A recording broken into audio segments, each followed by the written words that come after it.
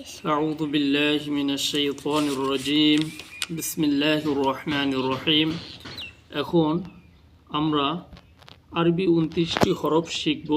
আরবি বর্ণমালার পরিচয়। আরবি হরফ 29টি, টান হয় না দুইটি, যথা আলিফ এবং হামজা। বাকি সমস্ত হরফ টানে পড়তে হয়।